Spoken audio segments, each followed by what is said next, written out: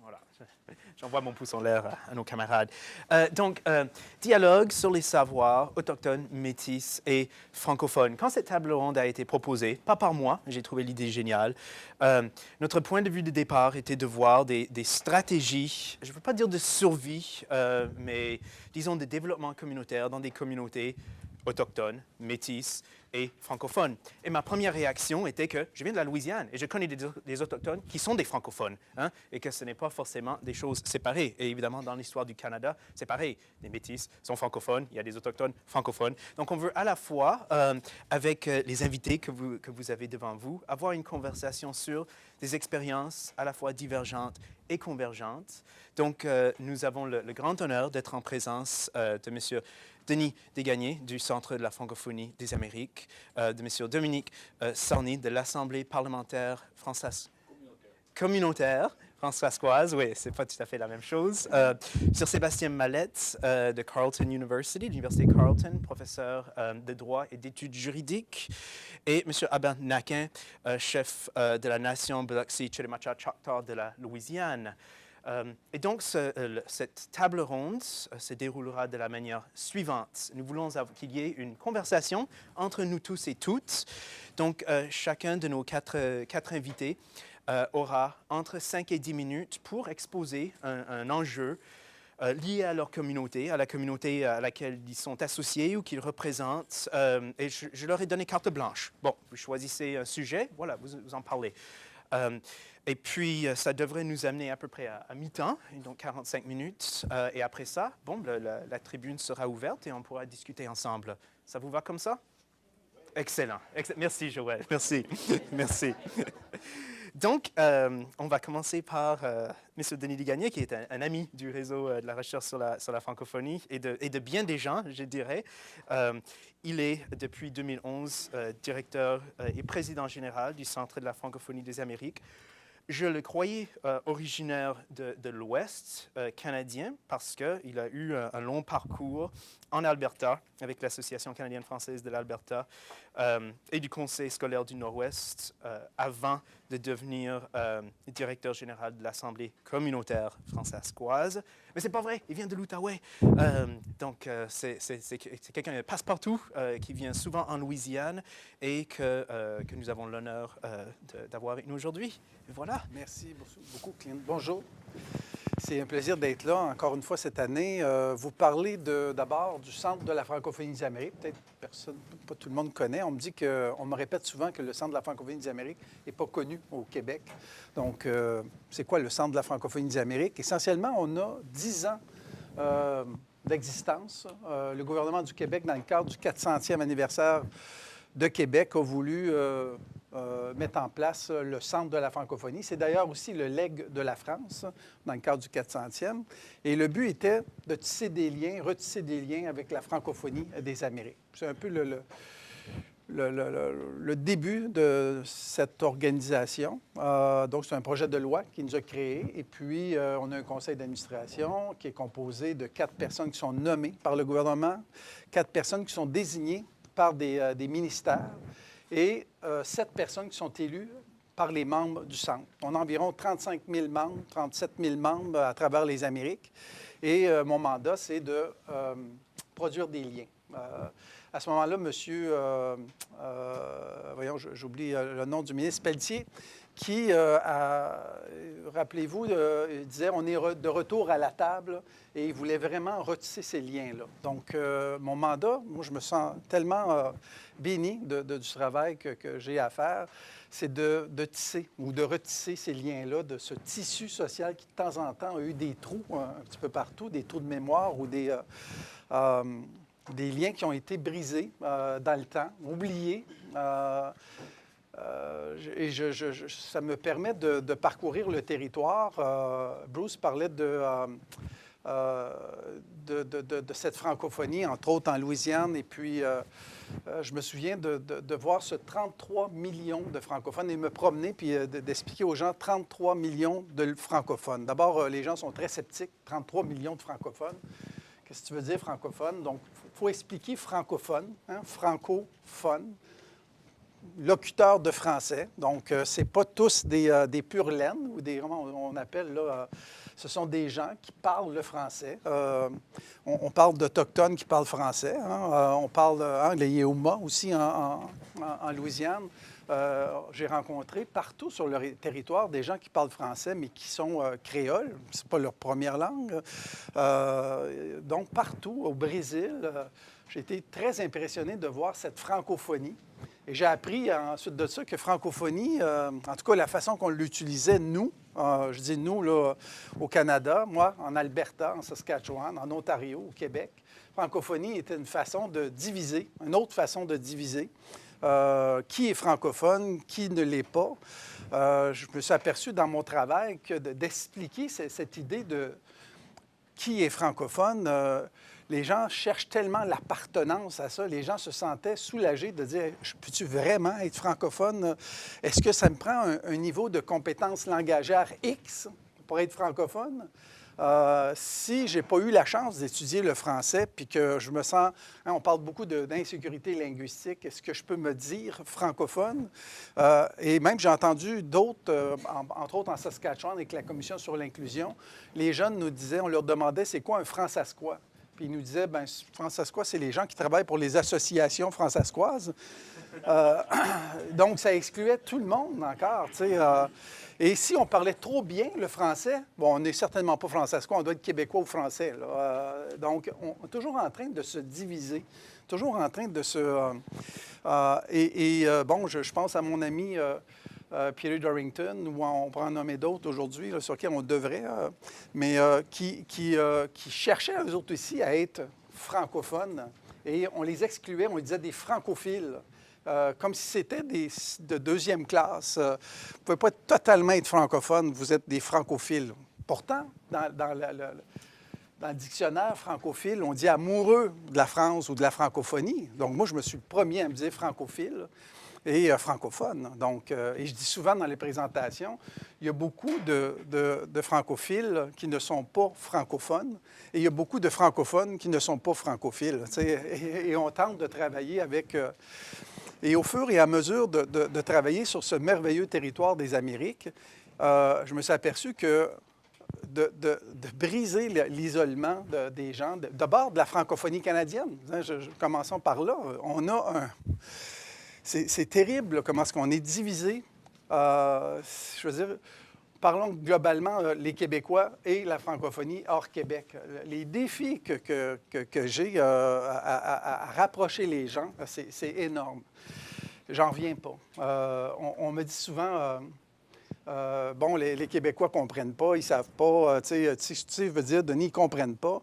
Puis d'autre part, on me dit, oui, mais ils ne nous comprennent pas. Fait que, mon Dieu, quand est-ce qu'on va se mettre ensemble pour se comprendre? Le processus de tisser un lien, de se rapprocher, hein, c'est énorme. Puis juste de s'écouter, de prendre ce temps-là, même dans le silence, s'il faut. C'est incroyable. Et on pourrait parler après ça de cette division-là. Si on est dans l'Acadie, si on est de Moncton ou si on est de Caraquette, déjà là, il y a des défis. Puis si on est d'Halifax, ou si on est du nord de la Saskatchewan ou du sud de la Saskatchewan, il y en a qui avaient le plaisir à me dire que, sais-tu quoi, Denis? Je suis jamais allé à Gravelbourg. Mon Dieu, c'est notre communauté. Pourquoi? Donc, maintenant, ça, c'est entre nous, francophones. Imaginez-vous quand on arrive maintenant avec les francophones de la Nouvelle-Angleterre ou de la Louisiane. En Louisiane, on pourra en parler. On parle souvent de la Louisiane des Cadiens. Hein, les Cadiens de la Louisiane, mais pourtant, on sait qu'il y a à peu près 14 groupes qui parlent français, créole, etc., Premières Nations. Mais on exclut tous ces gens-là, puis on met des strates dans ces relations-là. Donc, je m'aperçois que entre nous, c'est déjà difficile. Puis quand on commence de parler entre les autres après ça, qu'ils soient des Premières Nations, hein, moi, j'ai été éduqué, vous m'excuserez là, ce que je vais dire, mais quand on passait dans la réserve, nous autres, ma mère, elle nous faisait peur en disant « Hey, si vous n'arrêtez pas, là, on avait peur des autres. » Moi, je suis né dans l'Outaouais. Mes grands-frères, ils me disaient « Les maudits Anglais à l'autre bord de la traque. » mais j'avais peur d'eux autres. Il a fallu là, que je me déforme pour tisser des liens, à rencontrer ces gens-là, puis à s'apercevoir que ce sont tous des humains, des personnes extraordinaires, qui ont un potentiel extraordinaire. Et si on avait cette capacité-là de tisser des liens, on a tellement à apprendre. Tout ce que j'ai fait en Alberta, en Saskatchewan, c'était pour moi des outils extraordinaires au centre de la francophonie. Et quand je me déplace dans les Caraïbes ou partout sur le territoire, je m'aperçois que ce que j'ai appris dans ce territoire-là, c'est les mêmes choses partout, les mêmes défis en éducation, en gouvernance, en santé. Et ce qu'on a appris, nous, peut être transférable, adaptable à d'autres. Et ce qu'eux ont appris, adaptable à nous. Et ce que nous avons fait en Saskatchewan avec les Métis, les Premières Nations, nous a appris énormément. Et pour conclure, parce que 5 minutes, c'est pas long, je me suis aperçu que finalement, la francophonie, ce n'était pas une fin en soi, mais c'était un moyen, qu'il y avait des valeurs dans la francophonie, des valeurs que Saint-Gard nous a léguées, puis qu'on a comme oublié tout le monde, hein, de solidarité, de coopération, etc. Donc, c'est dommage qu'on n'embarque pas totalement dans ces valeurs-là, puis qu'on ne laisse pas la compétition de côté, puis qu'on ne travaille pas ensemble. Et si la francophonie peut donner ça à l'humanité, mon Dieu, on fait avancer les choses. Puis, mon Dieu, je serais fier de ma francophonie. Je prendrai des questions tantôt. Merci beaucoup. Hey.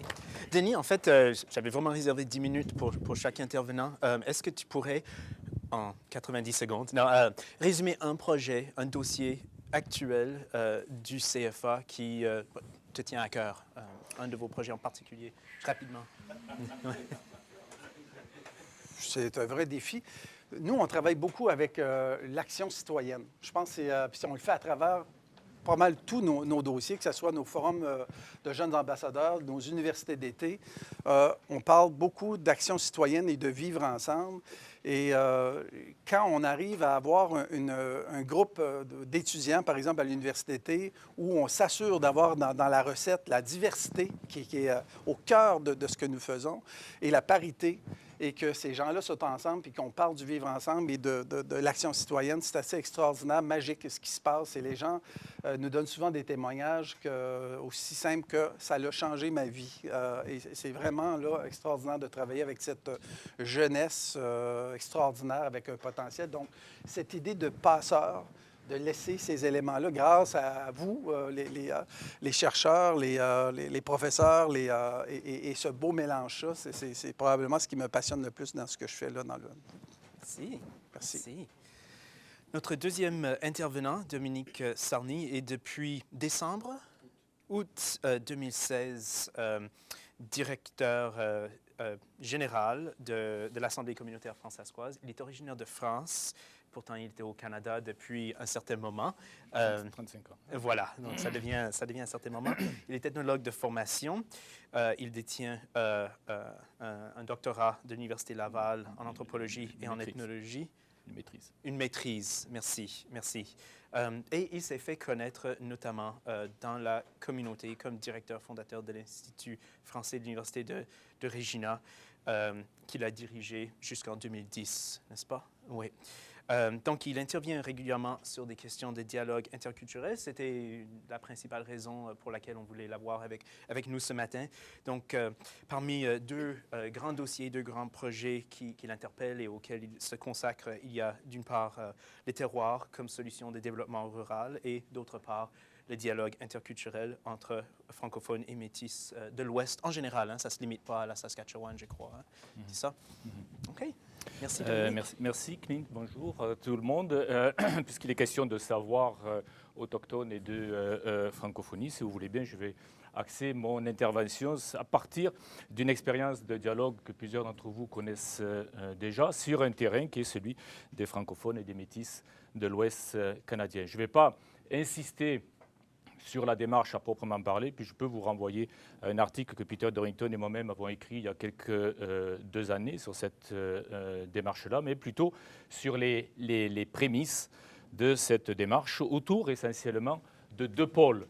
Le pôle de la nécessaire relation comme francophone avec les autochtones et essentiellement les métis sur le terrain de l'Ouest et sur le fait que nous partageons une histoire commune, occultée, en tout cas dans les écoles, et qu'il faut découvrir ou redécouvrir sur un territoire que l'on partage.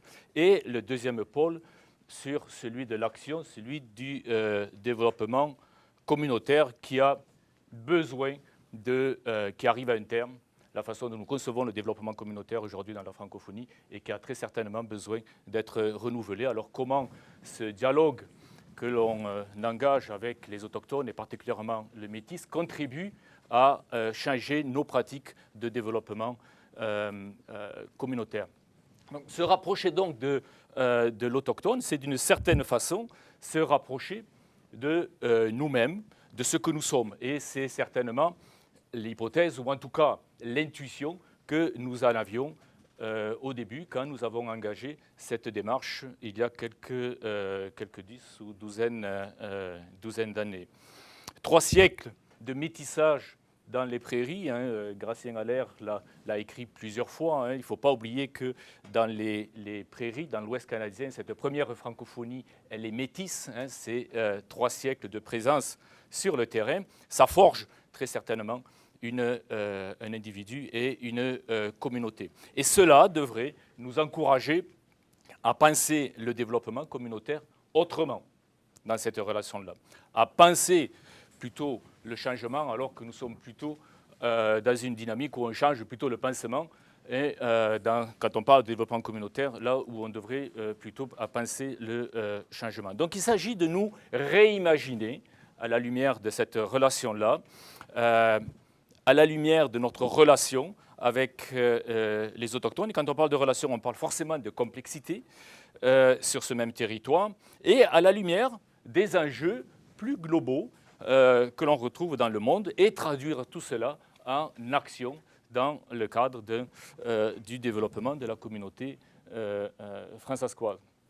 Autrement dit, notre histoire, comme francophones, comme Canadiens, les bouleversements dans le monde, nos pratiques de développement communautaire depuis des décennies, notre façon de faire, d'aborder la politique ou le politique sur des modèles qui se fissurent, et l'actualité nous le montre de façon assez éloquente, merci, mais c'est bien le cas également dans nos communautés francophones, et pourtant on s'obstine à faire de la politique de la même façon sur toujours les mêmes modèles qui sont inadaptés. Bref, à tout ce que nous sommes et tout ce que nous aspirons à être, l'occasion est belle de se réinventer et de s'imaginer, encore une fois, dans ce rapport, dans cette relation avec l'autre. Alors, tout ça, comment ça s'est mis en forme à peu près en même temps en Saskatchewan et dans cette francophonie saskatchewanaise. Repenser notre relation avec l'autre, ça c'est une chose, et repenser notre relation avec le territoire. Repenser notre relation avec le territoire, puis les deux sont intimement liés. Repenser notre relation avec le territoire, ça s'est traduit par un projet, ce fameux projet de terroir et comme alternative de développement rural. Il s'agissait de répondre à des problématiques des terres épuisées, de terres abandonnées, de villages qui se dépeuplent, etc. Donc d'appréhender le territoire différemment et repenser notre relation avec l'autre qui se traduisait dans 2 projets. Un projet qui a amené la commission sur l'inclusion dans la communauté fransaskoise, et là où on repense notre relation avec l'anglais, avec ces francophones de langue maternelle anglaise, avec les nouveaux arrivants, avec les immigrants, et cette relation particulière avec les autochtones et les métis en Saskatchewan, qui se traduit par ce projet de dialogue, de table ronde itinérante à la grandeur de la province en Saskatchewan. C'est ça le point de départ du dialogue et de la démarche de table ronde entre les francophones et les métis. Nous avons tendance sur ce même territoire à travailler comme 2 blocs qui s'opposent les uns contre les autres. Nous sommes assez isolés, nous avons besoin de nous ouvrir et nous avons besoin de trouver une harmonie et un équilibre dans les forces qui nous opposent. Il s'agit donc, dans cette démarche-là, de se réconcilier, puis j'insiste encore là-dessus, se réconcilier avec avec l'autre, avec les métis, avec les autochtones, avec lesquels nous partageons une histoire commune, et avec le territoire. On ne peut pas, en termes de développement, continuer à faire du développement comme nous le faisions, je le disais plus tôt. La communauté, et c'est son drame, est perçue aujourd'hui, et ce n'est pas propre à la Saskatchewan, comme un vaste programme de gestion. Il manque du vivant dans tout ça. Et ces relations que l'on engage avec les métis contribuent à changer notre façon de faire. En tout cas, c'est l'intention et c'est ça que nous espérons. Bien sûr, ça nous force à faire un travail sur nous-mêmes. C'est ce qu'on a besoin. C'est l'objectif des tables rondes et de ces dialogues avec les métis. D'ailleurs, un des métis qui est décédé aujourd'hui, Guy Lavallée, du Manitoba, nous rappelait ce travail nécessaire sur nous-mêmes avant d'arriver à avoir une relation saine et d'engager un dialogue authentique. Et un autre métis, à Willow Bunch, Gilbert Pelletier, nous rappelait l'importance de travailler ensemble. Nous ne sommes pas condamnés. La semaine dernière, j'étais à Edmonton pour participer à un sommet sur l'éducation. Et ça marchait conjointement à Edmonton, à Ottawa et à Moncton. Et à Ottawa, on avait Denis Vaillancourt qui nous présentait la démarche du sommet. Il disait, vous savez, comme francophones, nous sommes condamnés à travailler ensemble. Je pense qu'il faut changer ce langage-là. Et dans cette relation que l'on a avec les métis, je veux dire, c'est ça, je veux dire, condamnés à travailler ensemble. Il y a quelque chose de il y a un fatalisme là-dedans. Hein, et moi, je préfère parler plutôt, nous sommes appelés à travailler ensemble. C'est à ça que contribue cette démarche de dialogue. Et l'ensemble, on espère que ce n'est pas le juste ensemble entre nous, comme francophones. Et encore, qu'est-ce que ça veut dire, comme le disait Denis, cette francophonie-là? Qu'est-ce que c'est? Qui doit tenir compte de la diversité, de sa diversité, qui doit tenir compte de son histoire, de métissage de 4 siècles, de métissage de 3 siècles dans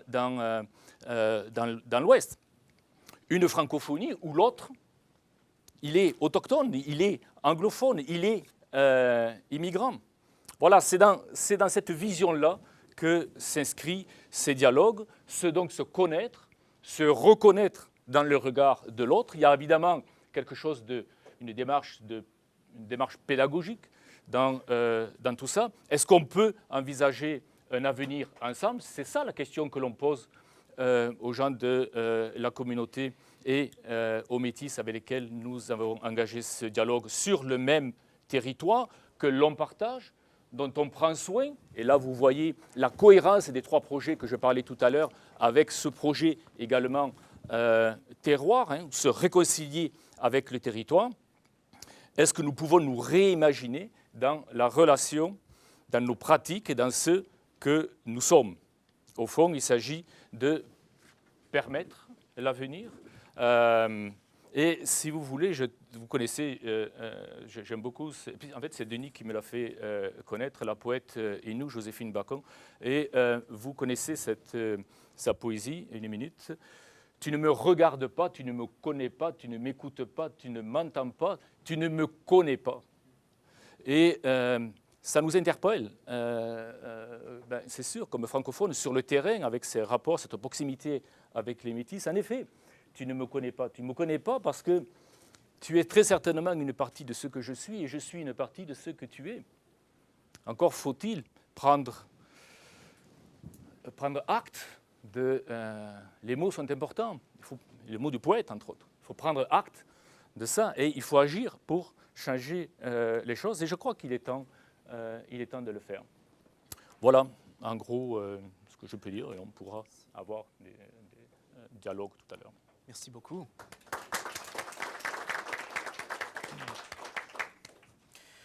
Sébastien Mallette est, je l'ai dit tout à l'heure, professeur de droit et d'études juridiques à l'Université Carleton. Ses sujets de recherche portent entre autres sur le droit autochtone, sur les études métisses, sur la gouvernementalité, l'environnementalisme et plus largement la décolonisation. Il détient un doctorat à l'Université de Victoria, après quoi il a fait 1 année ou 2 années en Australie. 2 années, un stage postdoctoral de 2 ans en Australie à l'Université de Melbourne.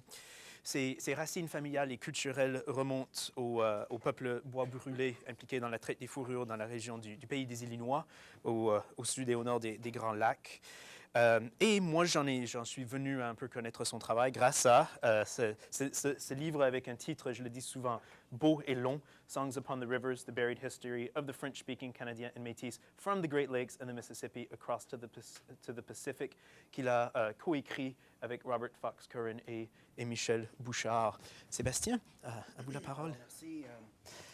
L'ironie d'un livre en anglais qui fait la promotion du fait français et du fait métis, donc à corriger. Mais d'abord, mes premières pensées vont aux sinistrés actuels des inondations qui sont à l'extérieur de cette université et qui luttent pour leur résidence et donc la solidarité à travers le Québec et l'Ontario, même qui sont touchés par ces inondations et d'autres lieux. Donc mes pensées vont à ces gens tout d'abord. Merci de l'invitation également et merci au chef Albert pour être avec nous aujourd'hui. Donc, le topo a été fait au niveau de la communauté à laquelle j'appartiens, qui est une communauté au sud de l'Ontario, avec la moitié de nos membres, si vous le voulez, qui sont encore aux États-Unis.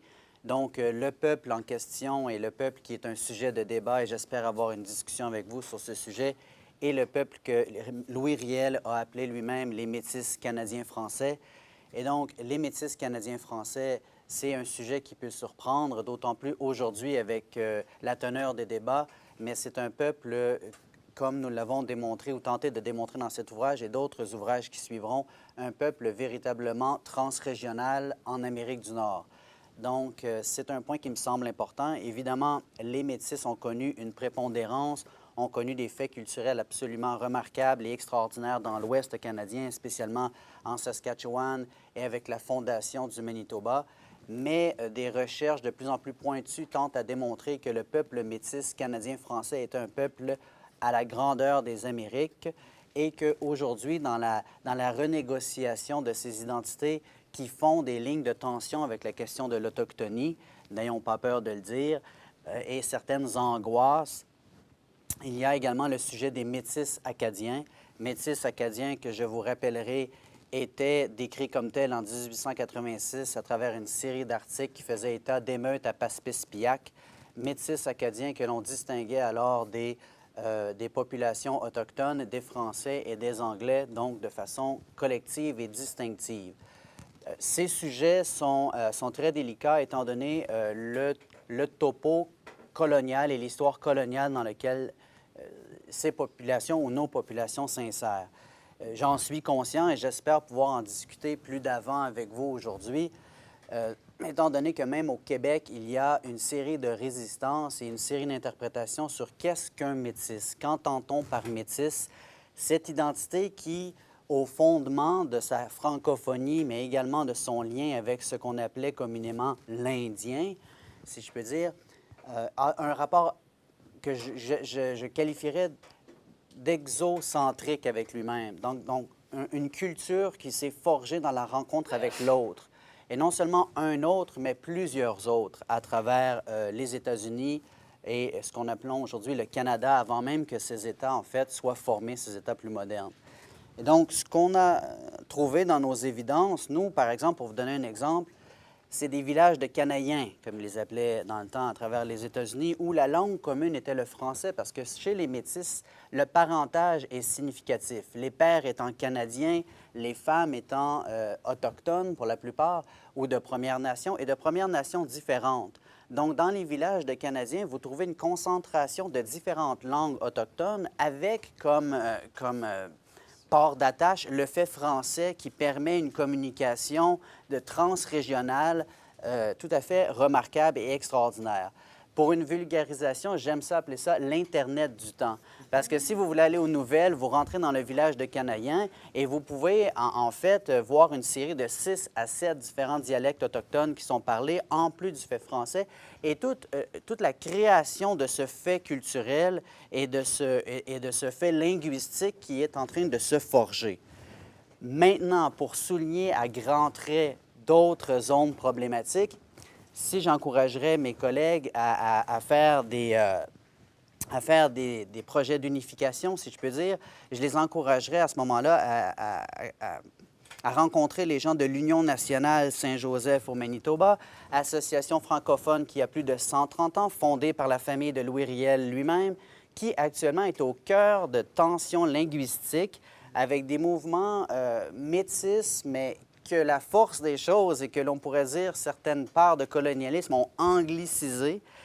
Et aujourd'hui, on se rend compte qu'il y a des très grandes solitudes, non seulement entre les communautés francophones métisses à travers le Canada et même les métis acadiens, mais également avec les communautés métisses anglophones qui concevoient leur lien à l'autochtonie de façon, j'ose le dire, très différente.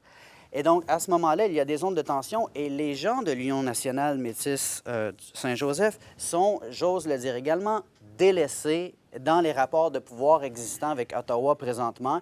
Ils n'ont pas de place aux tables de négociation.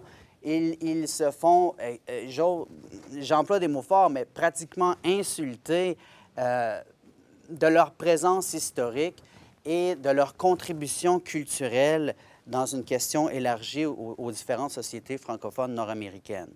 Les Métis du Manitoba, les Métis canadiens-français, reconnaissent le fait métis canadien-français à la grandeur du Canada, chose exceptionnelle. Et donc, je crois qu'il est temps de mettre la table au niveau de la recherche, mais également de nos discussions pour mieux étudier et mieux comprendre cet héritage qu'est le nôtre, en fait. Et selon les recherches que j'ai entamées et que je continue, eh bien, même au Québec, ici, vous savez, tout près, la Seigneurie des Deux-Montagnes est un lieu où se rencontraient les Nipissing, les Algonquins, ceux qu'on appelait les Mohawks ou la nation Kanien'kehá:ka. Et donc, à ce moment-là, on avait déjà des fervents totalement incroyables. On est également sur le territoire de la Grande Paix de 1701, des faits remarquables du fait français où il y a eu des alliances avec plus d'une trentaine de nations autochtones. Et donc, nous sommes assis, je crois, sur une riche culture qu'il s'agit maintenant d'entreprendre et de comprendre au-delà de, parfois, nos inquiétudes avec le phénomène du fait français et de la question autochtone.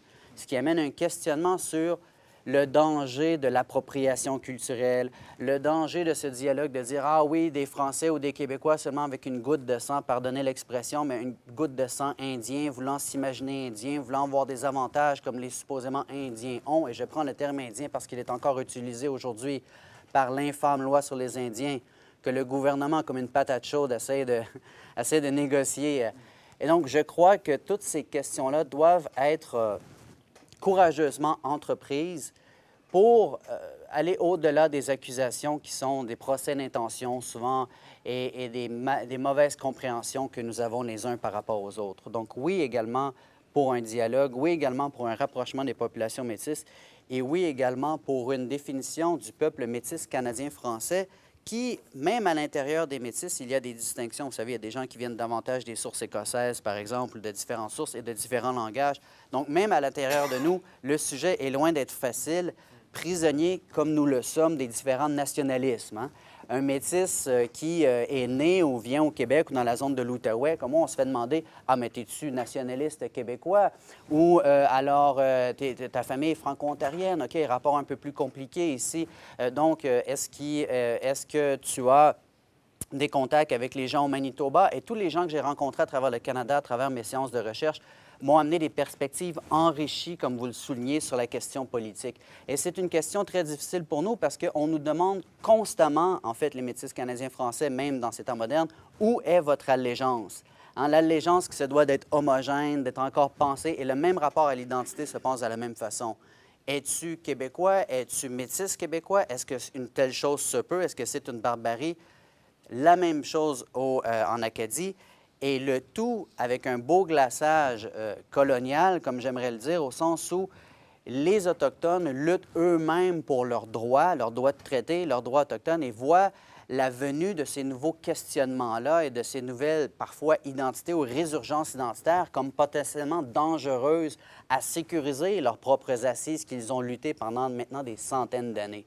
Donc, on se retrouve dans un très, très beau défi que j'ose espérer nous pourrons discuter plus avant avec vous. Merci beaucoup. Certainement. Merci beaucoup, Sébastien. Depuis 1997, M. Albert Naquin est chef de la nation Biloxi-Chitimacha-Choctaw, peuple né d'une fusion des groupes autochtones de Louisiane devenus francophones au 18e siècle. Il a fait carrière au gouvernement de l'État de la Louisiane comme inspecteur d'installations pétrolières, plateforme de forage. Et son village natal, qui est le principal village de la tribu, s'appelle l'île de Jean-Charles, dans la paroisse Terrebonne, est en proie à une inexorable érosion côtière qui fait de ses habitants, selon le New York Times, les premiers réfugiés climatiques des États-Unis. Donc, M. Naquin est un des architectes du plan de resettlement, de relocalisation. Et il a fait des interventions à ce sujet dans toutes sortes de forums. Il se fait de plus en plus inviter dans différentes places. Et où, en novembre, ça va être... Et où que tu vas être... OK, voilà. C'est nouveau. Oui, voilà. Donc, ça qu'on va faire, moi, je vais me mettre dessus le computer. Et puis, son intervention va se faire à partir d'images. Et donc, quand tu veux, je vais juste faire avancer les portraits comme ça. Donc, on va peut-être baisser... Est-ce que c'est mieux de baisser les lumières? Oui. Merci pour m'avoir invité pour venir ici. C'était un privilège pour avoir été invité. On va commencer avec comment il faut qu'on resettle. C'est parce qu'on va se sauver des ouragans. C'est trop dangereux et on reste à cette heure. Il faut essayer de se prendre. Se déloger d'ici et se grouiller dans une place qui est plus sauve pour se sauver des ouragans. Et ce premier portrait-là, c'est un portrait, une image qui a été prise dans 1955. Et le petit village est là en rouge, et il y a plein de la terre autour, il y a plein de la prairie. Dans ce temps-là, le monde pouvait vivre sur la terre. À cette heure, tout ce qu'il peut faire, c'est vivre sur la terre. Parce qu'il n'y a plus de terre alentour. Tu peux cliquer. Okay, ça, c'est tout un autre portrait. Mais, dans 63, je crois. You have to go fast. C'est un autre qui était dans... je crois que c'était 1970. Oh non, non, OK. Non, je ne peux pas voir. Mais non, OK, on va voir alors. OK, ça, c'est aujourd'hui. Tu vois, le petit pays, tout de l'eau. Le chemin qui vient au petit village a de l'eau sur les deux bords. Et la moitié du temps, il y a de l'eau et il y a de l'eau sur le chemin, tu ne peux pas passer. Ça donne que les ambulances ne peuvent pas venir, les basses écoles ne passent pas. C'est un peu gros. Et ça, c'est la raison. Et là, OK, c'est un portrait d'aujourd'hui aussi. Tu peux voir tout l'eau qu'il y a ici. Tout ce qu'on peut faire là, c'est vivre. Justement, dans des maisons, il n'y a plus de allez, tu peux faire un jardin seulement. C'est plus bon du tout. On va essayer de se grouiller. Tu grouilles. Oh, I'm sorry, I've got the wrong hand. Okay. All right. Okay. Down at the bottom, that was where I was born and raised at. And you got to consider, they have oh, I'm sorry. Il a un levé. Un levé tout le tour. Ça devient comme un... Il y a du monde qui a vu le movie Beast of the Southern Wild. Ça parle du bathtub. Well, on a un levé tout le tour. Et si la levée se fait passer par l'eau, well, on a de l'eau tout en dedans. OK, qui flip. Ça, c'est mon grand-père. Il était chef. Ça, c'est mon grand-père. C'est de 1939. Il y a du monde qui est venu pour nous montrer à parler en anglais. Et ils sont écrits sur le board, sur le chalkboard. OK. And that's un portrait du monde qui allait à l'école dans 1939. Okay. Ça, c'est un autre portrait aussi. Du vieux monde. Ça, c'était notre petite église à T-Chapel, Saint Isaac. Les Indiens allaient. Et ça, c'est un portrait que le monde allait. Ça, c'est l'eau verte, du polluted water. Ça, c'était dans notre petit pays, là. Flip, tu vois la caille, moi, qui rêvait. Next. C'est l'eau c'était l'eau qui était prise dans notre petit pays. L'eau ne pouvait pas sortir, il a run out d'oxygène. La vache était pré-crevée. Okay. Ça, c'est mon portrait. Ça, c'était un honneur qu'on a passé dans... Je crois que c'était 1900... Non, c'était 2006. On a passé au long du village et donné des affaires au monde. Ça, c'est mon frère. Lui était chef aussi. Ça, c'était un pêcheur d'huîtres. Ça, c'est mon frère qui a été tué au Vietnam, le avec un chapeau dessus. Ça, c'est mon papa et mon frère. Ça, c'était dans notre maison, c'était dans notre camp dans le temps. Okay. Ça, c'est ma maison. Et ma soeur.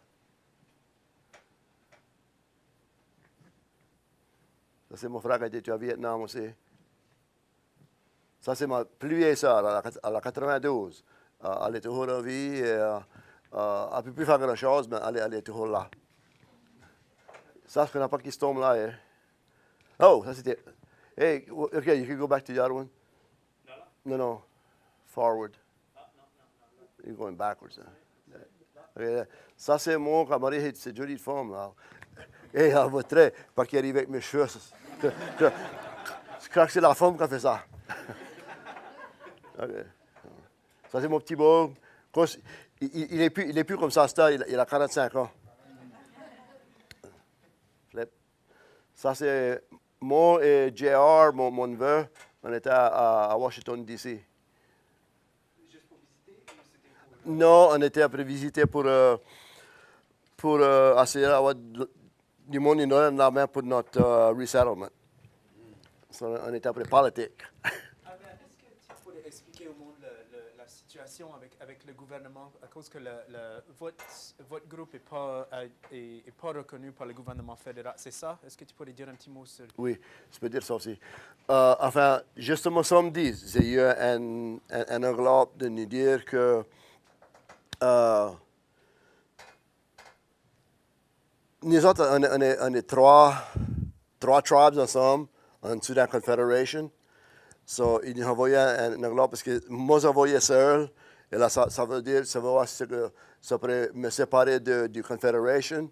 Et aussi, ça veut une liste de nous, parce que les Houmas sont bien connus, et nous autres, mais il y a du monde qui signe avec mon tribe à moi et avec les Houmas. So, ça, nous, sur les deux tribes. So, ça veut que moi, je vais à tout moment, et les faire signer dès qu'ils sont plus avec les Houmas, et justement avec moi. So, on va renvoyer ça, parce qu'on est joliment prêt d'avoir notre recognition du gouvernement fédéral. So, on en approche. Ça fait... Oh là, ça fait un temps fini qu'on a pressé d'avoir ça et je crois qu'on est presque au bout. Je crois on va tomber au bord. So, ça, c'est la jeunesse. Tout ce qu'on peut espérer, c'est j'espère nous autres envoyer notre nous, qu'est-ce que c'est notre travail nous autres, après ça, je crois qu'on va avoir les affaires. So, voilà, on a parlé de ça avec les BIA, mais ça ne voulait pas nous voir. Ça ne parle pas de trucs nous autres. Okay. Yeah, Bureau of Indian Affairs, BIA. Sacan rouge, supposé d'être tout en dessous de l'eau dans 20 à 50 ans. So, on a presque fait le laver. Tu peux flipper.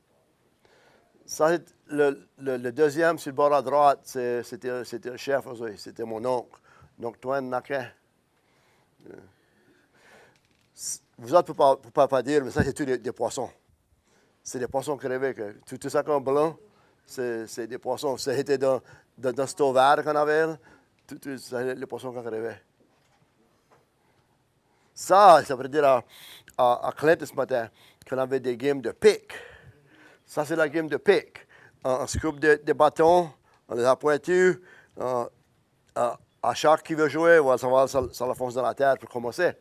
Et là, après ça, le premier, lui, il faut qu'il essaye à battre le bâton. Et s'il a battu le bâton, flip dessus. Oh, OK. Oh là, That was after Hurricane Gustav and Ike. Okay, you can go back. But anyway, the pick, if you knock it down, you catch the pick and you throw it, and you got to stick it 3 times before the other guy can get his pick. And if he catches before and sticks it in the ground before you stick yours 3 times, well, then he got the chance to throw yours, and you put out the game. So that's our game of pick. I mean, and that's all we had to do. I mean, we had nothing. We had no baseball. We had sticks and cans that we smashed to play ball with, but ça n'était pas bon. OK, you flip. 2 minutes encore, OK. Ça, c'est après l'ouragan Gustave et Ike. Oh, ça, c'est ma fille qui a montré à une école une danse. Ça, c'est ma petite fille habillée en blanc. OK, you flip. Ça, c'est un portrait de... OK, ça va être 40 ans de différence. Ça, comme ça semblait près d'un 05, la Flipwater. Ça, c'était de 1940, quelque chose. Quoi. Non, c'est ça, 1950. OK. Ça, c'est moi.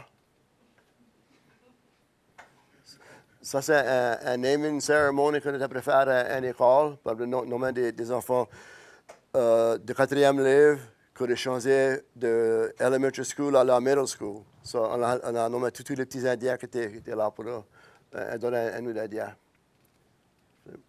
Ça, c'est la même chose. Ouais, bon, on a fini. Non, on n'a pas fini. Je peux en avoir un autre. Il n'y a pas d'autre? Ah, je crois que c'est ça qu'il y avait. Oh, OK. Il y en avait un qui montrait le nouveau pays qu'on a recréé, la terre, comment c'était designé, les maisons. C'est la meilleure place de la paroisse Terrebonne qu'on pouvait trouver, la terre plus haute, que tu toujours sauve sans te ramener. So, ça, c'est là qu'on a choisi, mais la politique de la région n'est pas trop bonne, elle ne travaille pas trop bien avec nous autres. So, ça veut couper la moitié de la terre qu'on avait choisie. Ça veut essayer de sauver de l'argent parce qu'il y a eu 48 millions, mais ça veut couper la terre. On n'aurait pas tant de terre, mais ça pourrait faire les maisons pour grouiller le monde ici, les Jean-Charles. Mais nous autres, on voulait tout grouiller le tribe, les tribus en plein, pour avoir notre monde, le vieux, les jeunes, pour les montrer notre culture. On a parlé, c'est pas joli mot dur avec l'État de la Louisiane. C'est pas, ça vient pas comme nous autres. C'est ça que ça peut, moi, ça peut dire, achète la terre, ne traverse pas des maisons à ça, juste grouiller le monde de l'île Jean-Charles. Après ça, on va commencer à avoir de l'argent pour grouiller les autres, pour tous se mettre ensemble. C'est qu'on peut montrer nos enfants comment vivre, pour les montrer une game de pique à les enfants. Ça a été fait dans 2010, je crois, un census function qu'on avait. So, on va espérer pour les questions. Je crois que c'est meilleur les questions que essayer de... Parce que ce qu'on n'a pas justement y aller, qui vient de connaître. So, c'est bon? Merci beaucoup. Oh, bon. Oh, ça fait de la peine de faire... J'ai pas dit ça, mais... Et quand on était grandir et qu'on allait à l'école, on ne pouvait pas parler français. Ça regarde mes doigts, comme on fait, mes fait avec des rules, ça me tape ici les doigts parce que ça parle français. So, on parle français, moi et mes neveux et mon gang, qui est mon âge à moi, mais les enfants, ça ne parle plus français. So, c'est pour ça que je parle avec des mots en anglais, parce que je ne me rappelle plus des mots en français. Bon. I did all right? Y'all understand my words in English? En fait, j'aimerais commencer avec une question pour toi, Albert, mais c'est une affaire que tout le monde a mentionnée. Et Denis l'a dit, quand le monde jongle pour la Louisiane, ça imagine des Cadiens, que tout le monde là-bas qui parle français, que c'est des Cadiens. Et c'est joliment pas vrai. Et ça fait ça que j'aimerais peut-être que, juste pour une minute, quoi c'était les relations entre les Indiens et les Cadiens dans dans votre pays, là, en Terrebonne. Ouais.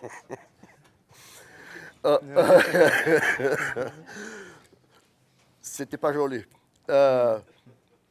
Puis on avait dans notre église à Nizat, on avait dans notre école, jusqu'à 1966, je crois.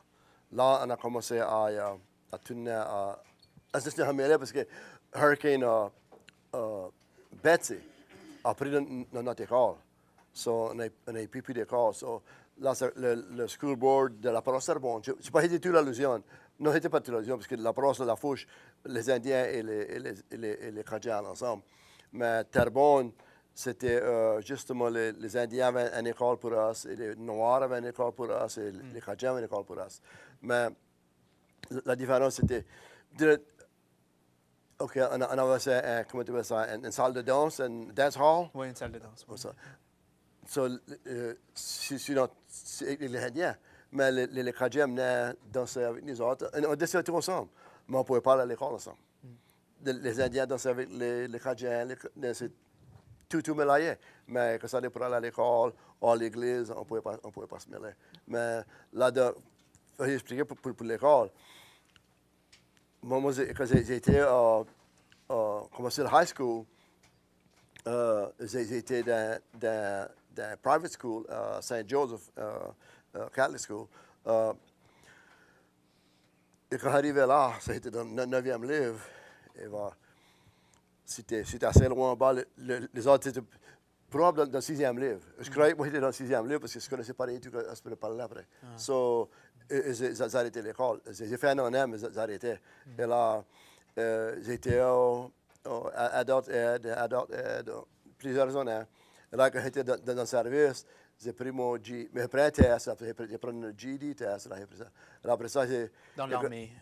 Quand tu as fait l'armée, là. Dans l'armée. Ouais. Là, quand j'ai sorti de l'armée, j'ai été prendre le GI Bill, j'étais à l'école à Nicholls State University. J'ai eu un associate degree. So, j'ai pris une éducation de livre, de 11e livre, je pense. J'ai appris mon anglais à travailler. Ouais. Les relations avec les Cajuns après ça? Comment? Les relations avec les Cajuns? Yeah, j'en ai marié un. Ça va bien. OK, je vais vous dire, j'ai marié la fille de l'homme qui était, how you say prejudice in French? Préjugés. Il y avait des préjugés, oui. Ouais, lui était le plus prejudice homme que j'ai jamais connu. Et j'ai marié sa fille. Il a fait des petits Indiens, grandkids. Oui, on peut ouvrir vraiment à la discussion. On a un peu plus qu'une demi-heure, je pense. Oh, on oui. va aller jusqu'à 10h10, donc oui.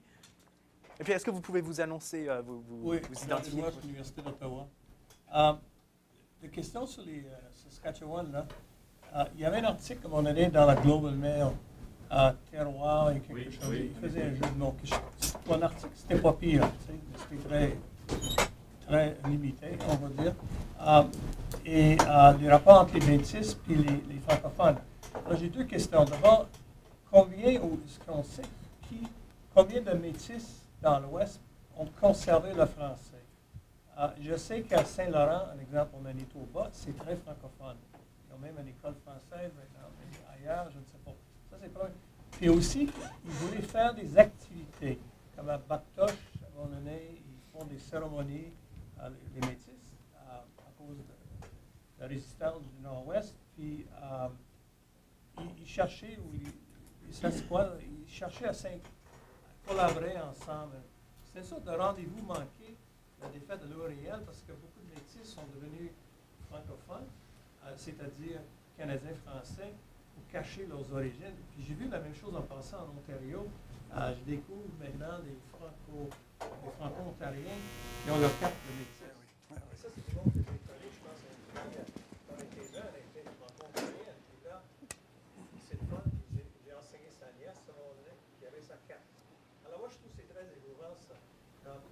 C'est du vrai. Vous avez gardé la culture des aspects. C'est pas quelqu'un qui dit « Ah, mon arrière-grand-mère était indienne. » Puis ils essaient de dire qu'ils sont métis. Moi, je ne suis pas d'accord avec ça. C'est pas une question de sang, c'est une question de la culture. Et, alors, est-ce que ça continue des rapports dans le Saskatchewan, pour prendre un exemple, peut-être au Manitoba aussi, cette espèce de rapprochement entre les deux groupes qui font des choses ensemble, parce que je trouve que c'est le fun, puis ça continue. Je trouve que c'est important de réconciliation. On parle beaucoup de réconciliation aujourd'hui au Canada entre les Autochtones et les néo-Autochtones, mais les Métis et les francophones sont des cousins, si on veut, des liens historiques dans beaucoup de cas. Est-ce que vous pouvez parler un peu de ça? Si tu peux enrichir là-dessus, mais d'abord, il y a aujourd'hui très peu de Métis en Saskatchewan qui parlent français. Néanmoins, il y a quand même ce bagage est là, mais linguistiquement, il y en a très très peu qui parlent français ou qui parlent Méchif ou Méchif Cri. Là, il y en a quelques-uns, mais avec le français, il y en a très très peu. Par contre, dans l'Ouest, évidemment, c'est, et l'a mentionné Sébastien, c'est au Manitoba, où évidemment on retrouve le bassin le plus important de métis francophones dans l'Ouest. Et c'est intéressant cette question linguistique, parce que quand on a commencé en 2004, et c'est en 2005 qu'on a eu cette première démarche de dialogue formel avec les métis, la question linguistique a ressurgi. Et l'idée était d'inviter des métis ailleurs dans l'Ouest, et évidemment, on est allé approcher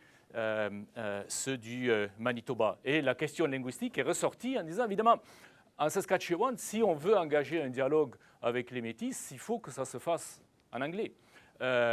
Et les métis du Manitoba et l'Union métisse de Saint-Joseph, entre autres, et certains francophones du Manitoba ont été réticents à participer à cette démarche à cause du français. Donc, pour essayer de résoudre ça, on a fait de la traduction simultanée avec anglais et français, et on a invité en fait tous les participants à parler la langue autochtone qui le souhaitaient, et on a très facilement dépassé la barrière linguistique. Et, Denis, si tu te rappelles bien, certains d'ailleurs pris dans ce dialogue-là autour de la table ont spontanément parlé soit un méchif français, un méchif cri ou cri, sans traduction simultanée. Et puis croyez-moi, on comprenait très bien ce que ça voulait dire. Et les métis du Manitoba qui ont, après avoir eu quelques discussions, on a eu quelques discussions là-dessus, mais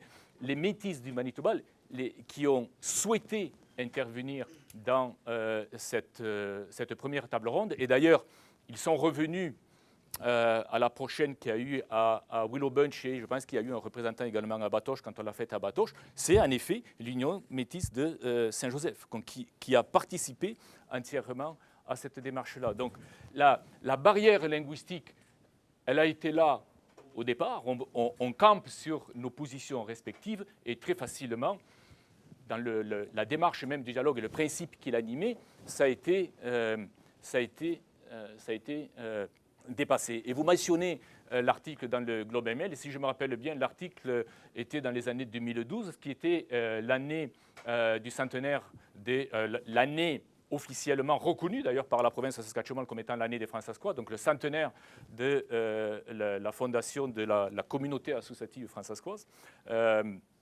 Et cet article-là faisait mention du projet terroir, mais faisait également mention du dialogue avec les métis. Et comme je l'ai brièvement mentionné, ces projets vont ensemble, comme d'ailleurs la Commission sur l'inclusion. Il y a une cohérence dans la démarche, dans ces différents projets. Vous voyez ? Alors, dans le moment, il n'y a pas de dialogue comme on l'a engagé.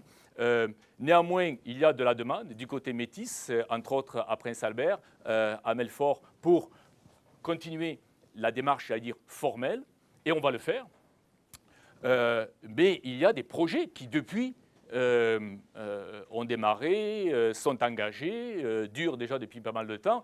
Suite à cette démarche-là, il y a eu une signature entre les deux communautés par leurs présidences respectives, un pacte de solidarité.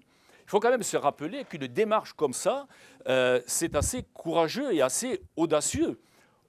C'est une démarche qui a été unique au Canada, parce que d'abord prise en charge par deux communautés, donc à la base, sur le terrain et une démarche, une première démarche, non pas tant de réconciliation, parce que ce n'est pas ça le but. Au départ, le but, c'est d'entrer en dialogue, c'est d'apprendre à se connaître, à s'apprivoiser. D'ailleurs, plusieurs parlaient, oui, mais ça amène à quoi tout ça?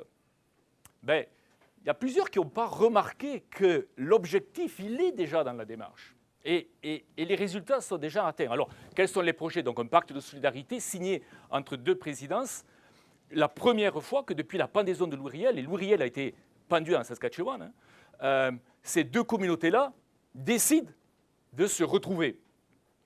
Des démarches au niveau des projets du terroir, et encore récemment, vendredi dernier, 3 écoles de Regina se sont mises ensemble, deux écoles d'immersion et une école francophone, pour travailler ensemble. Ça s'appelle le jeu de la vie pour les enfants de 6e année, où autochtones et francophones sont ensemble pendant une journée, les jeunes, encadrés par les aînés, les jeunes pour échanger à travers des activités d'échange économique, simulées, là, un peu de genre Monopoly, simuler et essayer de comprendre comment l'autre voit ces échanges-là et essayer de transformer. Donc oui, les activités, je pourrais vous en mentionner d'autres, oui, ça continue et ça fonctionne d'une certaine façon, Denis. Juste un élément là-dessus pour comprendre quand même la rationnelle en arrière de ce mouvement-là pour aller vers l'autre. Je ne sais plus en quelle année on est, là, Roy Romano. On fait des demandes, vous vous souvenez là, de la Mercure, etc. On perd la cause Mercure. Les Fransaskois font une offensive parce qu'on a été légal là, pendant un mois ou deux. Là. On cherchait à s'accrocher à quelque chose. On voulait avoir la politique de service en français. Puis Roy Romano, il a dit, bien, communauté fransaskoise, aidez-moi à vous aider. Je veux dire, je ne peux pas là, passer une loi comme ça. Comment vous allez vivre avec ça, puis comment moi je vais vivre avec ça. Fait qu'en quelque part, on devait gagner. On ne pouvait plus être cette petite minorité fransaskoise à 17 000 à parler français, éparpillée sur un grand territoire, puis revendiquer des choses comme ça. On avait besoin de sortir de notre petit cocon et de travailler avec l'autre qui est autour de nous. Puis l'autre, c'est qui? Puis on s'est dit, bien, il faut créer des liens en quelque part. Puis naturellement, comme c'était des Dumont, des La Liberté, on s'est dit, ils ont des noms francophones. Commençons par les métis. On devrait travailler ensemble. J'avoue, là, sincèrement, là, c'est important de dire la vérité. Hein. Le but était pour nous de gagner en se servant de l'autre. Roy nous avait dit, aidez-nous à vous aider. Donc, on a commencé avec les métis. Et dans ces rencontres-là avec les métis, où les cris se sont joints, on a eu des leçons extraordinaires de vie là, qui vont résonner le restant de ma vie. On s'est fait dire nos vérités solides. Les gens ont été déstabilisés totalement et ils nous ont regardés en disant « Vous êtes malades de nous amener dans des choses comme ça. » Mais on a gagné énormément au niveau des relations et du respect d'un et de l'autre. Et on a arrêté de leur demander de parler français. On a commencé à travailler ensemble pour que la langue Michif puisse vivre et que si on avait une expérience de la gestion scolaire, eux autres pouvaient en profiter aussi. Donc, on a appris à se connaître et à se respecter.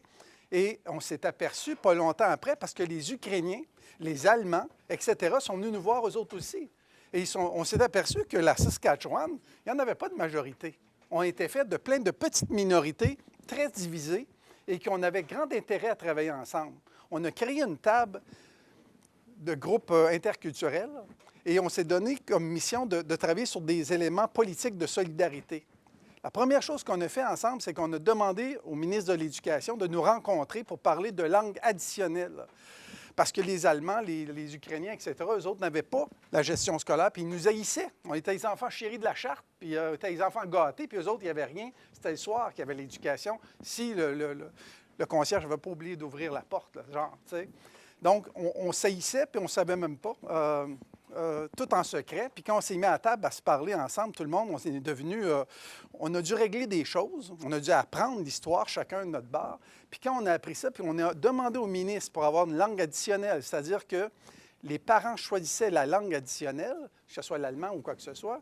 Ça a pris environ 2 semaines, puis on avait déjà un rendez-vous. J'étais très estomaqué parce que les Francescons, on demandait un rendez-vous avec le ministre de l'Éducation. On parlait de moi, puis des fois, il l'avait oublié.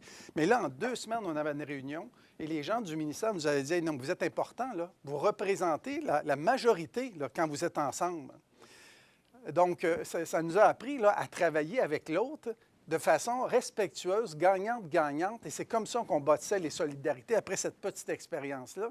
Et ce qui fait qu'en quelque part, je veux dire, quand Dominique il dit qu'il faut changer nos patterns, nos façons de faire le développement.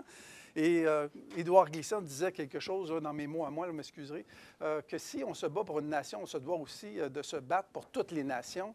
Et je pense que c'est dans cette dynamique-là, ça nous a amené à travailler dans ce respect là, des autres.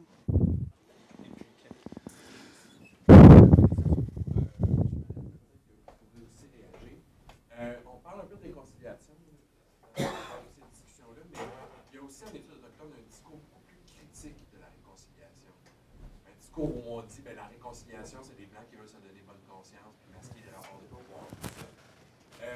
J'en entends beaucoup plus quand on va dans des événements anglophones que dans des événements francophones, ce discours plus critique. Est-ce qu'il y a quelque chose qui explique ça? Est-ce que c'est parce qu'on se connaît mal et on connaît mal les expériences de chacun?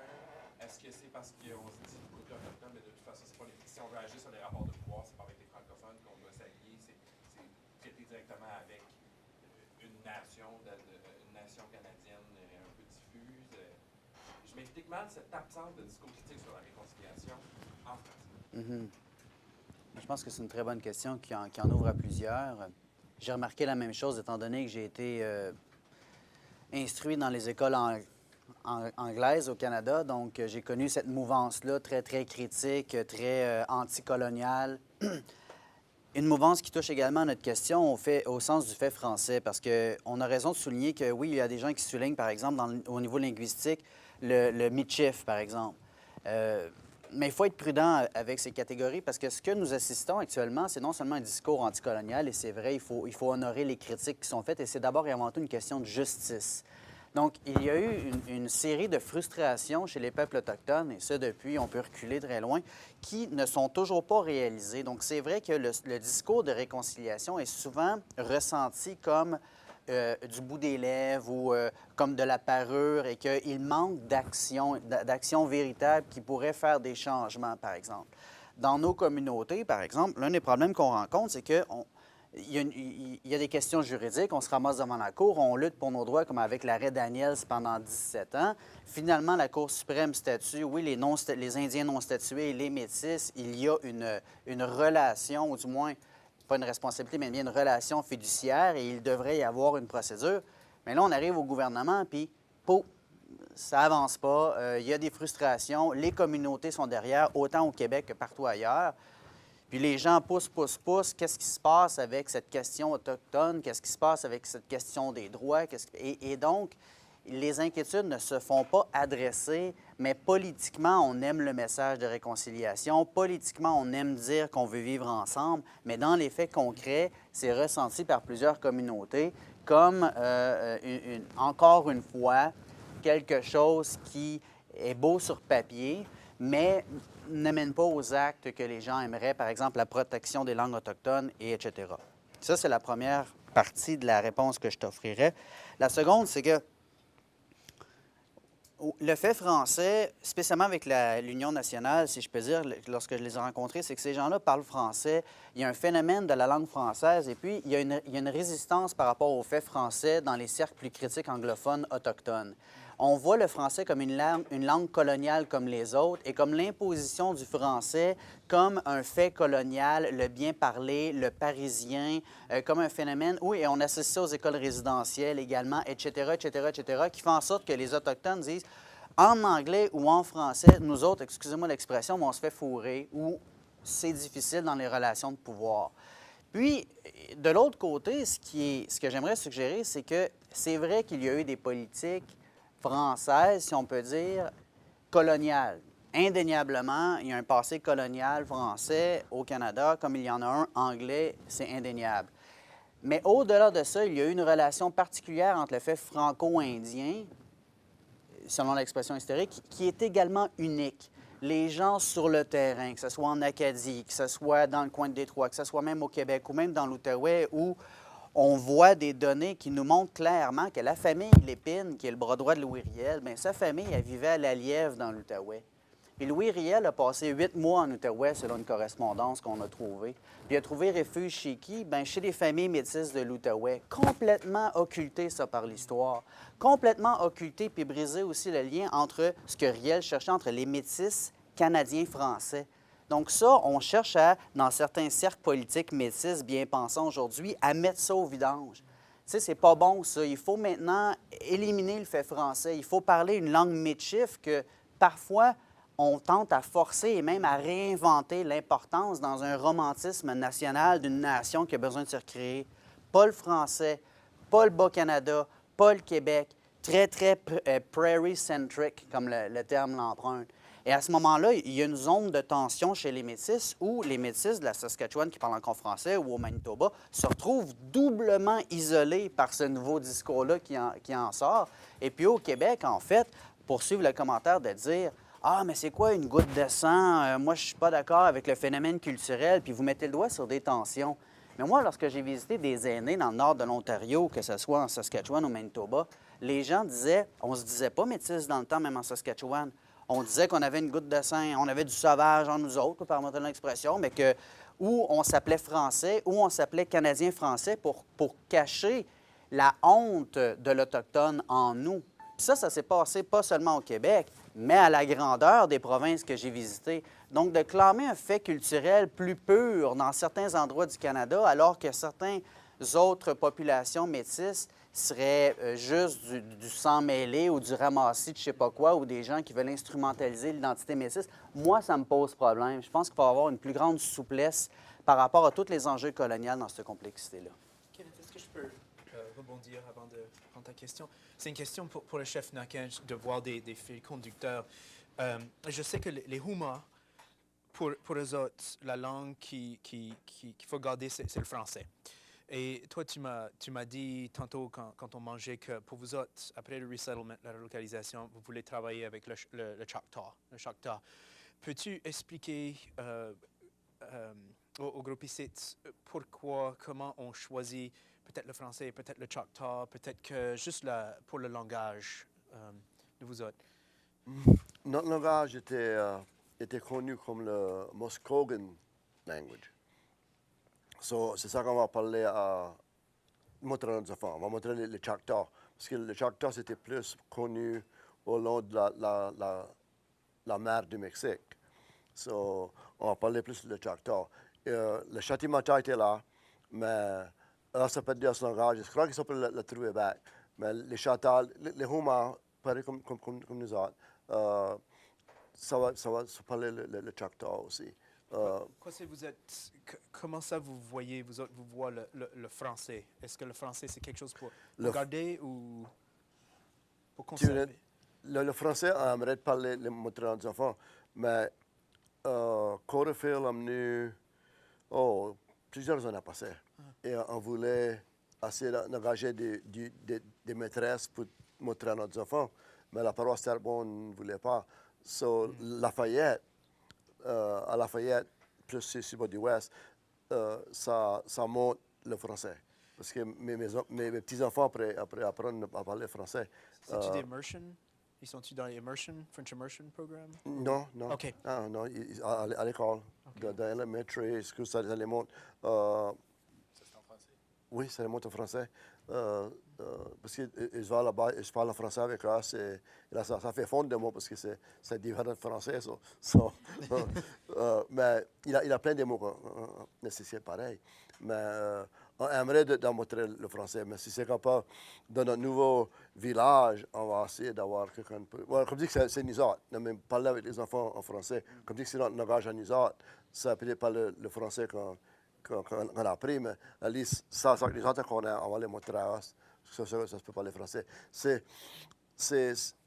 drôle de voir un petit venir parler français. Et des fois, tu vois qui parle français. Parce que la grand-mère et tout ne parle pas l'anglais, elle se parle français, les enfants apprennent. Mais là, tu vois plein du monde qui connaît pas parler l'anglais, mais se parler en anglais. C'est peut-être pas joli, mais ça s'aide. So, on va essayer d'amener le français back. Probablement avant le Choctaw, parce que ça, c'est notre langage quand on est, c'est le français. So, le Choctaw va venir après. Y a-t-il encore, est-ce que toi, tu connais encore du monde, du vieux monde, que ça ne parle pas anglais? Oui. Oui, c'est ça que je pensais. Tout en bas, là. Hein? Oui. Ouais, du lac, d'autres places.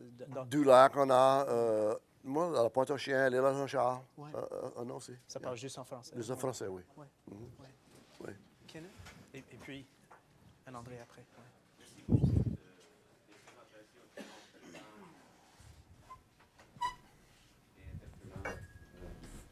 Je pense qu'on nous parle, si vous me permettez, de projets de survivance, de renaissance peut-être, de communautés, de villages, de peuples, soit par le développement communautaire, soit par la réaction des peuples demandés néfastes, des mouvements sociaux.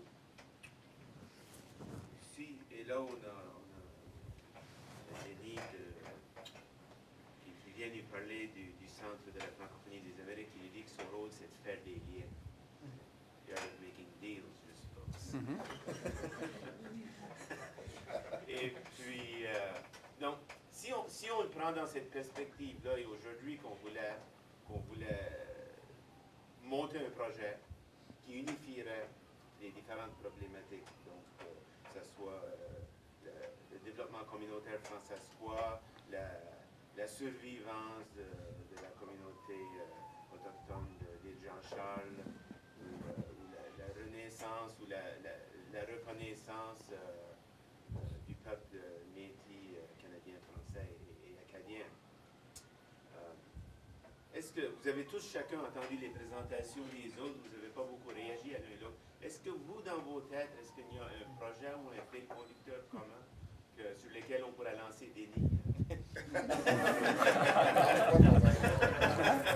En fait, j'avais la même question, Kenneth. Merci beaucoup, parce que je vois Denis comme un peu ici à un niveau méta. Oui. Moi, je pense de tout ce qu'on a parlé ici, c'est très lié finalement. Hein. C'est toutes des choses qu'on vit dans chacun de nos coins de pays. Je pense que je trouve ça très intéressant d'entendre, de voir.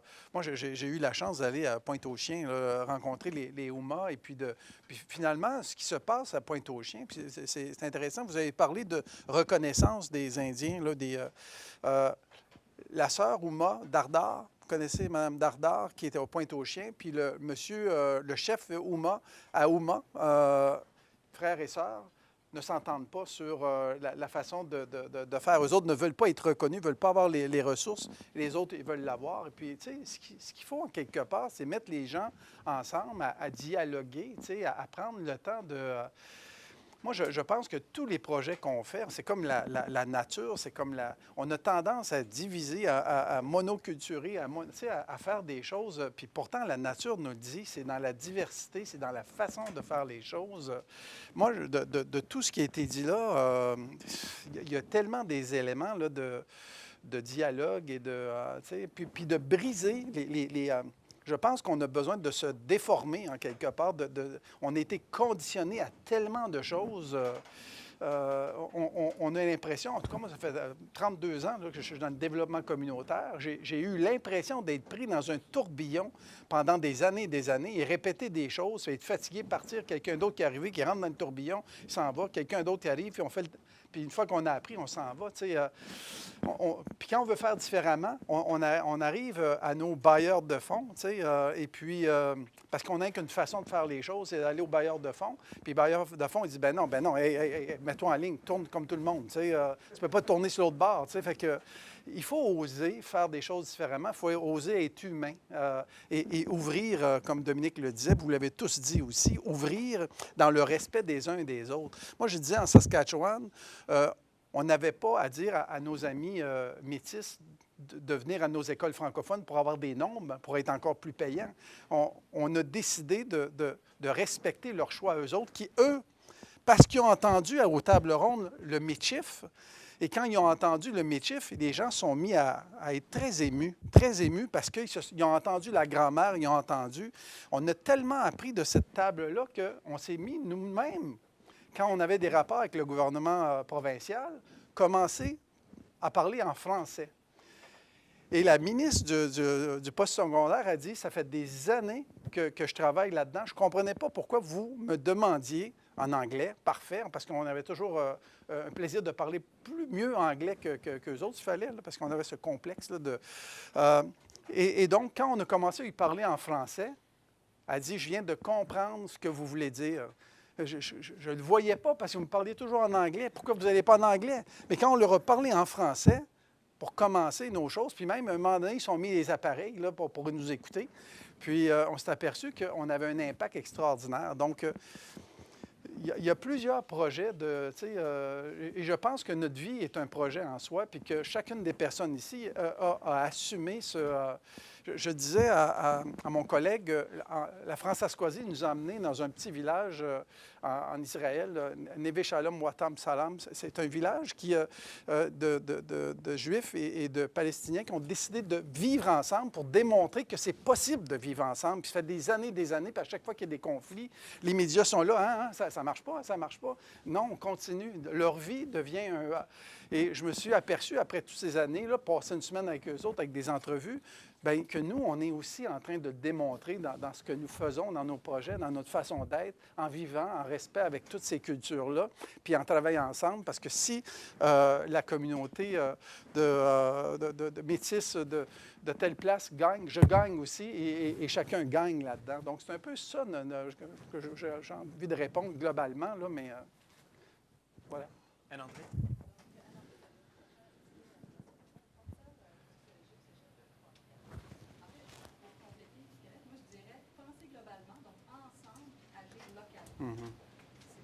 C'est ça. J'aurais dû dire ça. Merci. Bref,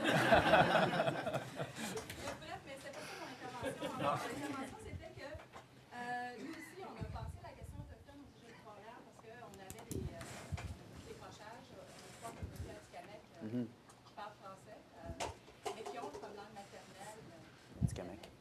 Donc là, on a eu des décrochages, difficulté à intégrer aussi. On voyait que les étudiants avaient donc, on a décidé d'inviter des gens de Romantachi et on va le français. Alors, deux observations par rapport à ça. Première observation, quand on a eu cette rencontre-là, sur les 5 profs de français, il y en avait 4 qui étaient immigrants. Et c'était des résidents, c'était pas des citoyens canadiens. Donc, c'était des gens qui venaient enseigner, qui retournaient au Maroc, qui retournaient en Afrique, en Égypte. Ça a été le premier choc. Deuxième choc aussi, c'est qu'il n'y avait pas d'Autochtones au niveau de la table. À un moment donné, j'ai arrêté j'ai fait une intervention en pleine réunion. J'ai dit là, j'ai un malaise incroyable parce qu'on est en train d'essayer de régler quelque chose, d'essayer de trouver des solutions. Comment ça se fait qu'il n'y a pas personne d'assis autour de la table? Bon, en tout cas, donc on va voir. Après, c'est sûr qu'après ça, j'en ai parlé avec des professeurs. Ils m'ont dit, ça fait pas partie de la culture d'avoir ce genre de rencontre-là. Je pense qu'on s'y prend mal finalement. C'est la méthode qui est mauvaise. Troisième observation qui m'a interpellée en tant que francophone minoritaire, c'est qu'au primaire, ils apprennent l'Atikamekw et que là, après ça, les parents ont à choisir entre est-ce qu'on poursuit l'Atikamekw ou on va en français. Et là, j'avais les commentaires des profs de français qui disaient mais là, c'est sûr là, que s'ils continuent en Atikamekw, là, ils ont de la difficulté à intégrer le cégep. Et là, ça vient me chercher, moi, comme francophone. Parce que ce discours-là, est-ce que je l'ai entendu? Oui. Que je l'ai entendu. C'est ça. Alors, je me demandais comment, puis là, ça m'a vraiment interpellée.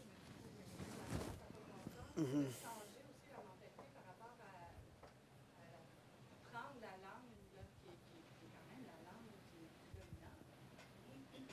Est-ce que c'est un passage obligé? Comment ça se fait, ce passage obligé-là? Comment on peut respecter la langue maternelle?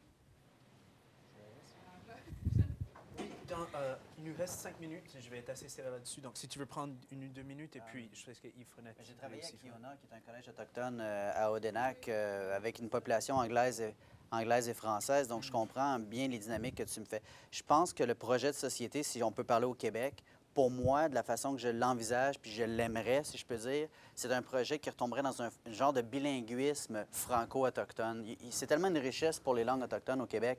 Je pense qu'il faut les valoriser, puis apprendre qu'il faut sortir du paradigme dominant-dominé. Anciennement, même anciennement dans la culture canadienne, si je peux dire, les Canadiens étaient des gens bilingues, fondamentalement bilingues, parlaient des dialectes autochtones et parlaient français. Dans bien des égards, je ne parle pas nécessairement juste des habitants de la vallée du Saint-Laurent, mais de la société des voyageurs, très certainement. Fait qu'à cet égard-là, je pense qu'on a des assises normatives, ou du moins une imagination qui pourrait nous porter à tendre vers une valorisation, mais dans leurs propres assises de ces gens-là, puis après ça, dans un partage sociétal, pour un meilleur mot. C'est ça que j'aurais envie, moi, de former. C'est ça qu'on tentait à Kiona, par exemple. Tu écris là-dessus? Sur la question linguistique? Ça s'en vient. Ah, d'accord. Mais oui, on a travaillé sur la question. Mais... Il y a quand même que l'Atikamekw, c'est pas une langue qui est facilement...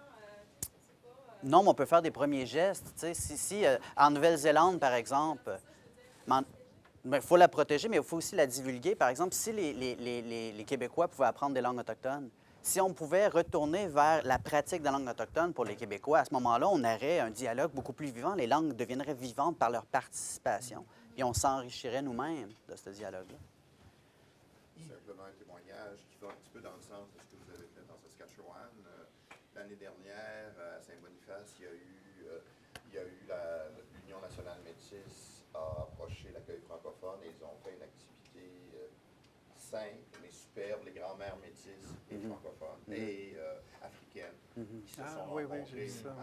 Et avec une facilitatrice qui venait, qui est une Anishinaabe originaire de l'Ontario, mais métisse Anishinaabe de l'Ontario, mais qui vit ici à Montréal. Et moi, ça a été une des expériences les plus émouvantes que j'ai vues. C'était simple et c'était vraiment des gens qui veulent se connaître autour d'histoire, puis autour de symboles communs comme le cercle. Ouais. Une dernière question. Oui. Monsieur Desgagnés, je viens à votre secours. Vous parlez de créer des liens, il faut les redécouvrir. Ils sont là. Ils sont généalogiques, l'histoire des familles est claire. D'accord? Monsieur Manette, l'Institut nordique, 100 millions, l'Université Laval, McGill, la Faculté des lettres et sciences humaines, qui s'occupe des langues, n'était même pas au courant de l'initiative. Il y a beaucoup de chemin à faire. Oui, effectivement. Moi, je ne comprends pas votre... Vous dites que les liens sont là, tout est fait, la généalogie existe. Absolument. C'est bon, c'est fini? Non, c'est un point de départ. Ah bien, c'est exactement ça. Il y a la généalogie, il y a la famille, il y a les...